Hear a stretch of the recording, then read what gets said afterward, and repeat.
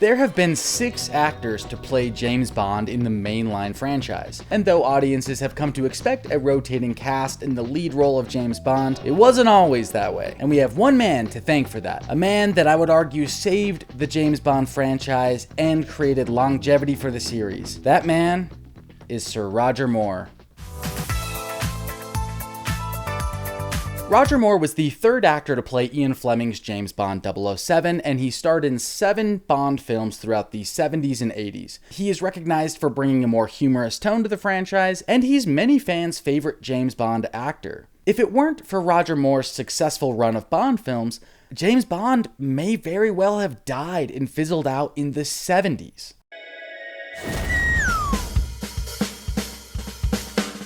The year is 1962, and Sean Connery's tuxedo-adorned James Bond 007 shows up in his first film, Dr. No, and with it brought a new super spy that would change the face of spy films forever.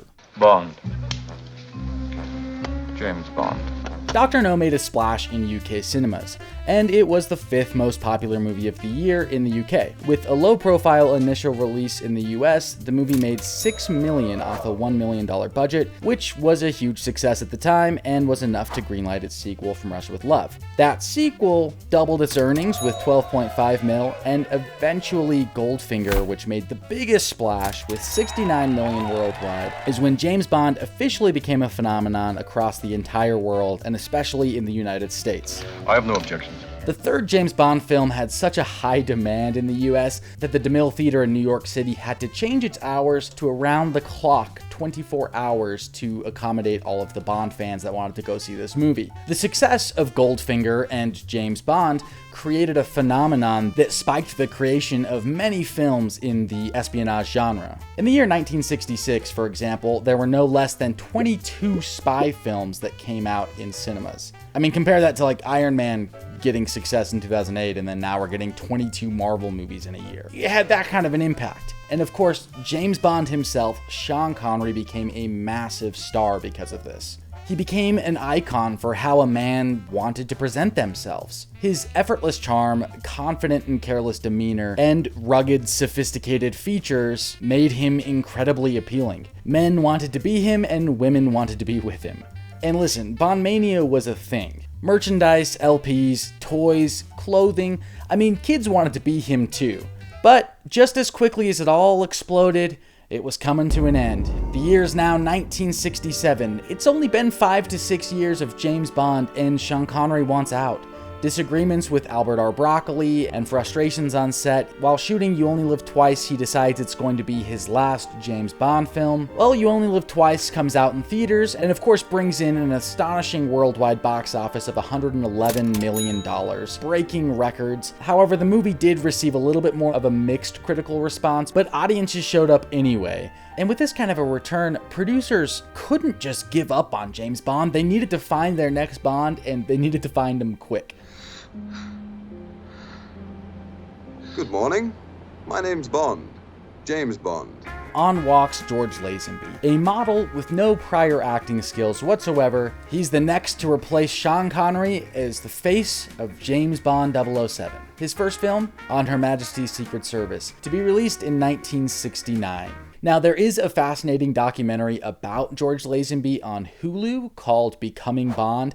You should go watch that because it's absolutely bonkers. It's so funny. His story is actually really fascinating. Anyway, the film he was actually making as Bond did not fare so well and received a lot of criticism, but ultimately criticizing George Lazenby and his representation of Bond.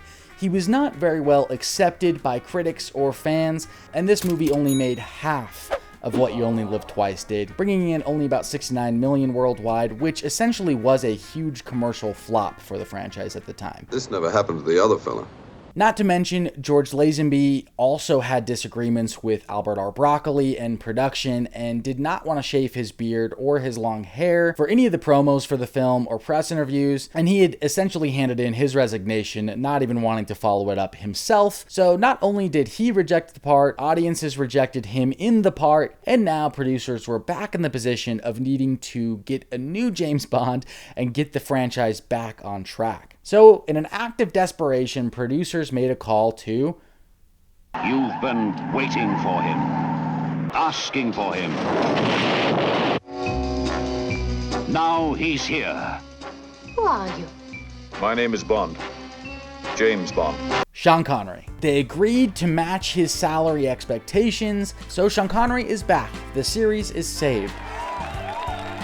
Well, Diamonds Are Forever did get the franchise back on track financially, bringing in a whopping $116 million worldwide. Though audiences showed up for the movie, critics were a lot more harsh on the movie, you could say, criticizing its plot, its campiness, its side characters. However, the one thing universally praised was Sean Connery in the role of Bond, with critics even saying no other man can be Bond but Connery. He was a major highlight, and people were happy to have their Bond back. Only problem was, Sean Connery was adamant he wasn't going to do another one. Producers attempted everything they could to keep him. They even offered him $5.5 million. To put that in perspective, Diamonds Are Forever, they paid him $1.25 million. So they were willing to pay him 5 times as much money, which if you contrast that to 2025, that's actually closer to about $33 million when you adjust for inflation. So Sean Connery, stubborn, says no. He won't take it. It didn't matter how much they were willing to pay him. He was done officially. And now the producers are in trouble again and have to figure out how to keep James Bond, the worldwide phenomenon, from falling apart. So in quick summary, producers bring back Connery only to lose him again. And the last time they tried to recast after Connery, it just didn't go so well. And now that Connery had made his reappearance, it was clear that fans and critics only wanted Connery in the role of Bond. So this placed them in a very impossible task with who they cast next. It had to be the right person. The stakes really were at an all-time high. If they didn't get the right person and they failed again with merely a pale Sean Connery imitator, the franchise could peter out as quickly as it had blown up. Templar. Simon Templar. 1972, Dorchester Hotel in London. Albert R. Broccoli and Harry Saltzman announced the next James Bond 007, Roger Moore. After a tumultuous few years, they'd finally landed on their next Bond, and most importantly, Albert Broccoli and Roger got along. Already a household name in the UK from his portrayal as Simon Templar in The Saint, Roger Moore was something audiences could already be excited about. But producers needed to ensure the success of James Bond, and they needed to do more. Thus began a massive public relations campaign to publicize the next James Bond, Live and Let Die, and establish Moore as the new face of Bond. Roger appeared on talk shows around the world, major Bond advertising tie-in campaigns, and promotional events. Roger's face was being put everywhere they could, and he was a charming and likable guy holding his own, as his status was being raised dramatically. 1973, and it's the world premiere of Live and Let Die. Roger later recalled that the only time he was truly nervous in being the new face of James Bond was in the car ride on the way to the world premiere. He thought to himself, how are audiences going to react? Would Sean still reign? Much to Roger's relief, the audiences didn't get up and walk out. In fact, Live and Let Die was an immediate success at the box office. Audiences showed up for his first outing, and Live and Let Die made the most money any James Bond film had, with a $161.8 million worldwide gross. That's even more than Diamonds Are Forever. Audiences were here for it, and it quickly quieted the discussion around, is Roger a good next James Bond? My name's Bond. James Bond. And when it came to critical reception, reviews of Roger's performance as James Bond were mostly positive. There were still naysayers, but for the most part, his presence was cited as being a needed breath of fresh air. He recontextualized the character and presented something that resonated with a new audience. And many people considered him a more elegant and mannerly Bond. He also had a new humorous approach to the character and a sophisticated sense of confidence that didn't compete with Connery's Bond. It more or less coexisted, separately from. And Roger said it himself, he didn't want to compete with Connery. To me, the Bond situations are so ridiculous. I mean, this man is supposed to be a spy, and yet everybody knows he's a spy. It's outrageous. So you have to treat the humor outrageously as well. And I think it's that approach that ultimately added a new perspective to the Bond films and resonated with audiences in a different way. 1 year later, 1974, and we're already getting the next James Bond adventure, The Man with the Golden Gun, and Roger really started to come into his own in the role in his third outing in 1977, The Spy Who Loved Me, which was released to massive critical acclaim and is commonly regarded as the best Roger Moore James Bond movie and even one of the best James Bond movies overall. Eon executive Charles Giroux, at a screening he attended of The Spy Who Loved Me, which also had Charles, Prince of Wales, in attendance, that during the parachute sequence at the very beginning of the film, I've never seen a reaction in the cinema as there was that night. You couldn't help it. You could not help but stand up. Even Prince Charles stood up. The bar was raised in The Spy Who Loved Me with that absolutely jaw-dropping parachute stunt. That blew audiences away. The Spy Who Loved Me brought in $185 million worldwide, and now was the most successful James Bond movie and made it United Artists' highest grossing film of all time. Many kids who grew up in the Roger Moore era often cite the ski sequences and his fight scenes with Jaws as being their favorite memories of watching the Bond films. And I think that's really where Roger Moore's movies took it to new heights. The stunts became grander and bigger. His films really pushed the boundaries of filmmaking. In fact, the first ever appearance of a snowboard in film is 1985's A View to a Kill. But just as his films were getting more amazing, they were also getting more outrageous. They got progressively more campy and over the top. The villainous plots became wilder and crazier. The locations got more expansive, including outer space. The one-liners got quippier. Albeit this might be the era where the films got the furthest away from Fleming's novels, this film cemented a formula that would become an iconic formula that an entirely new generation of Bond fans would consider to be a James Bond movie. And as Roger aged in the role, he began at 45, older than Sean Connery, by the way. He got more old-fashioned and less fashionable in the eyes of the audience, though that is a subject for a different day. His films were still massively successful and carried the Bond franchise for nearly 2 decades, proving that the series could have longevity with a different face at the helm. Of course, all credit doesn't just go to Roger Moore. I think the back half of Moore's catalog, which I think got criticized for getting a little too campy at times, really did bring with it a backbone of creators that really helped play towards Roger Moore's strengths. That being director John Glenn, who started in For Your Eyes Only. He brought the series to a higher highs when it came to action and the presentation of the film. And Michael G. Wilson, who